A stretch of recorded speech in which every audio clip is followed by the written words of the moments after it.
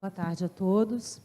É uma honra estar aqui, participando com vocês desse debate. No passado eu estive aqui também presente, acompanhando. Esse é um tema que nos interessa muito de perto, porque a gente não só convive com isso como uma temática diária lá no nosso site, Vida e Ação, como também no dia a dia, que a gente, infelizmente, ainda observa tantas pessoas ainda fumando, apesar dos grandes avanços que a gente já observa, né, ao longo desse período aí, desse trabalho importante que vocês, autoridades de saúde aqui, especialistas nesse tema, vêm desenvolvendo. É a oportunidade de poder estar participando aqui com vocês nesse momento.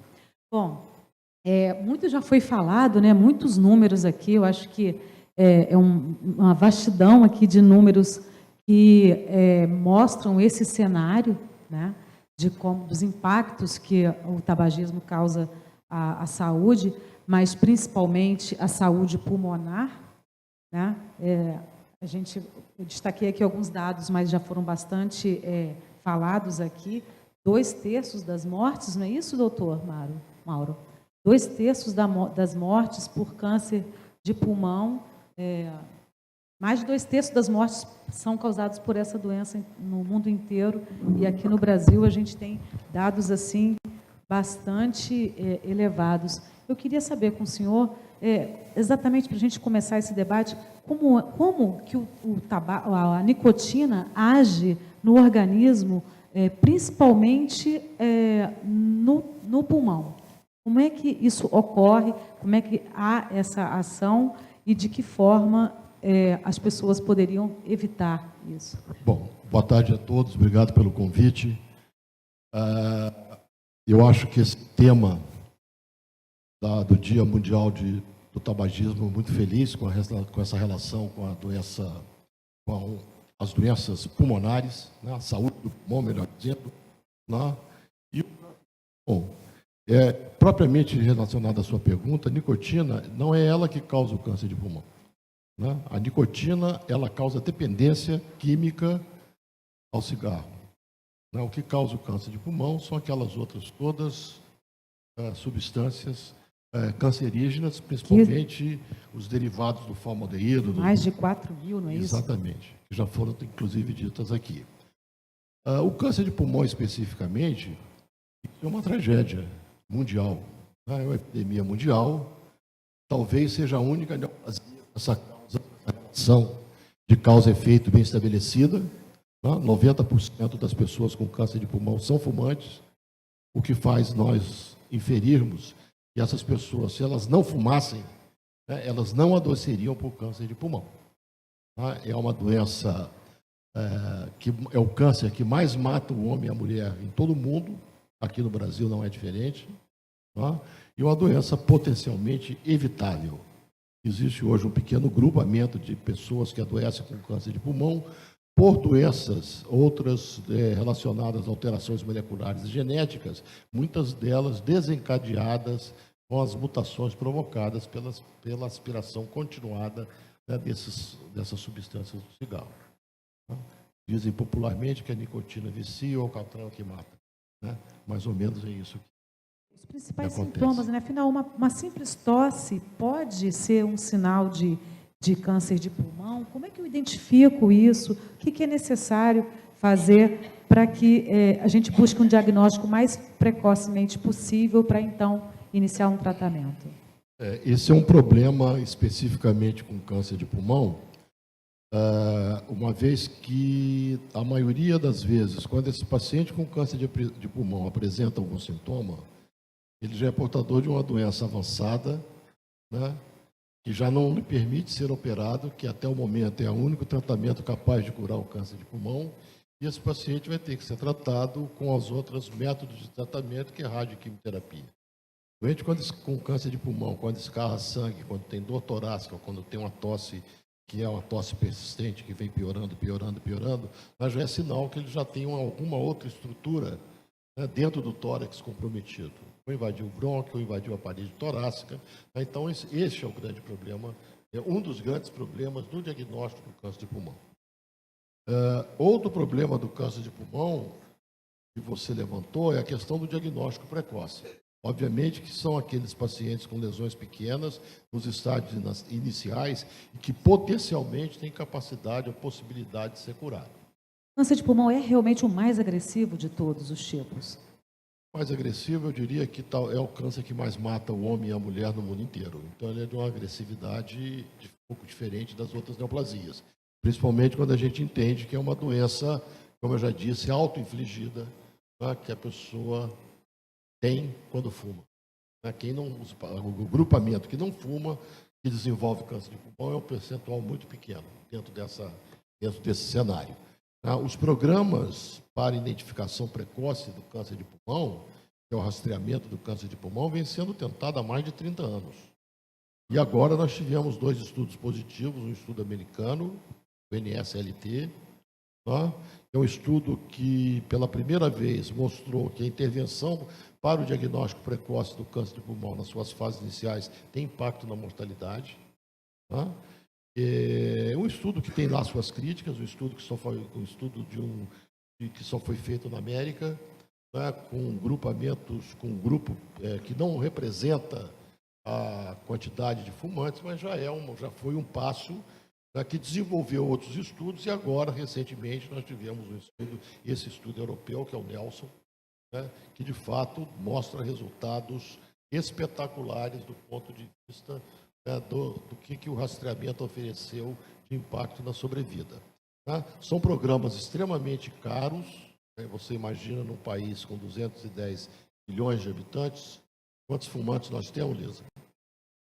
Quantos fumantes nós temos no Brasil?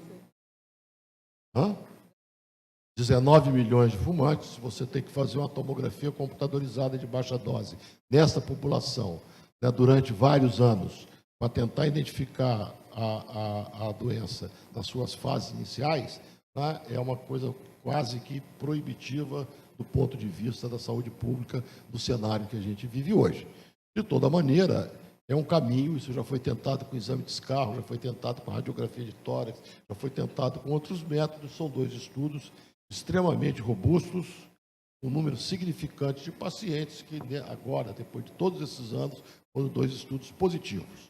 O fato é que eu acho que uma ferramenta fundamental para quem lida com o tabagismo e com o câncer de pulmão é, primeiro, que orientar que as pessoas não comecem a fumar, que o jovem não comece a fumar. E quem orientar e trabalhar no sentido de quem fume, pare de fumar. Isso não existe tempo para parar de fumar. Com quanto tempo de tabagismo, quanto idade que for, a pessoa vai se beneficiar de parar de fumar. Porque não é só o câncer de pulmão. São doenças tão graves quanto o câncer de pulmão, do ponto de vista da incapacidade do indivíduo. Por exemplo, paciente com portador de doença pulmonar obstrutiva crônica, todo mundo já viu, quem trabalha aqui toda hora, ou já viu na própria família, o velhinho lá, o vovô, que fumou a vida inteira, magrinho, sentado na poltrona, que não consegue ir ao banheiro, que não consegue ir no quarto, que não consegue comprar um jornal, que perde a vida de uma forma global, por conta do cigarro. Por conta do cigarro. A DPOC é uma doença tão incapacitante, ou tão mutilante, ou tão séria, ou tão grave, quanto a neoplasia, quanto o câncer de pulmão. Outras doenças respiratórias são afetadas pelo tabagismo. Nós temos aqui um militante, que é meu amigo, posso nem dizer a idade, ele está com o cabelo branco, eu não estou ainda, que é o Alexandre Milagres, que luta aí nessa batalha há muito tempo, está com aquela camiseta ali mostrando, olha lá, asma, câncer, DPOC, pneumonia e tuberculose. Todas essas doenças, obviamente que elas não são causadas pelo cigarro, o câncer sim, mas as outras não, mas o tabagismo, o fato do indivíduo fumar, por exemplo, o asmático que fuma, tem a sua doença agravada. A criança que é com asma, que vive num ambiente que um pai ou a mãe ou os 2 fumam, tem uma evolução pior da sua asma da criança que tem asma, cujos pais não fumam. Então, isso é de uma importância fundamental. Hoje em dia, o trabalho, tanto do ponto de vista da prevenção, do ponto de vista da educação, mais do que do tratamento, é tão importante né? E esse tipo de reunião, esse tipo de ações que a gente participa já há muitos anos, né? Eu trabalho aqui no Instituto já há quase 40 anos, né? Eu sou pneumologista de especialidade, lido com essa questão do câncer de pulmão e é uma história nefasta, né? Hoje em dia o cenário do câncer de pulmão mudou muito, que antiga até 15 anos atrás, né? Isso era uma sentença de morte para o paciente, né? Porque não tinha o que fazer. Hoje em dia não, hoje em dia se tem uma porção de coisa para fazer, né? Mas eu acho que a educação, a prevenção, essas ações públicas, a questão de disponibilidade, a orientação para o indivíduo parar de fumar, isso é fundamental, né? Porque isso é o fundamental e é muito mais barato, né? Isso é um custo é menor do ponto de vista da saúde pública. Se você oferece uma ferramenta para o paciente que impeça que ele desenvolva doenças, que hoje a gente sabe, está na televisão, está no jornal, está na revista, né, quanto é que custa o tratamento de qualquer neoplasia, não é só de pulmão não, todas elas. Hoje a gente vive na era dos imunoterápicos, nós estamos falando em milhares de dólares, né, em milhares de reais. Então, acho que isso é uma ferramenta fundamental para a gente utilizar e lembrar que, né, não só as doenças pulmonares, o cigarro, ele ataca de duas maneiras, o pulmão e o coração. As doenças cardiovasculares, essa turma que infarta com 30 anos, com 35 anos, 38 anos, né? Nós temos colegas médicos, né, Alexandre? Médicos, né? Nosso, né, que infartou a primeira vez com 36 anos, estão vivos até hoje, mas uma pessoa que infarta com 30 anos, uma pessoa que com 50 e poucos anos tem doença pulmonar obstrutiva crônica, que se torna de uma determinada incapacitado, né, para desempenhar suas atividades, né, domésticas, a sua atividade de trabalho, de sobrevivência, de cuidar de filho, de cuidar de neto, de cuidar da família, né, isso é uma tragédia. Né, é uma tragédia. Por uma doença que eu sempre gosto de lembrar, auto-infligida. Auto-infligida. A gente não teríamos esses números se as pessoas parassem de fumar. Por outro lado, se hoje a gente combinasse aqui, se fosse possível isso, né? Hoje a gente vai combinar assim, ó, a partir de hoje, ninguém mais fuma, todo mundo para de fumar. Nós ainda teríamos câncer de pulmão seguramente pelos próximos 60, 70 anos. Então nós estamos lidando com uma epidemia, né, séria, grave, né? Não dá ibope como as outras doenças, mas mata mais do que a AIDS, mata mais do que a tuberculose, mata mais do que a pneumonia, mata mais do que câncer de colo, mata mais do que câncer de mama, tudo somado. Soma tudo isso, não mata tanto quanto o câncer. Então, acho que isso é que é a mensagem que a gente tem que ter em mente. Isso não é só do pneumologista. Isso aí que a gente diz sempre que é uma guerra sem quartel, né? Que isso é da equipe da saúde.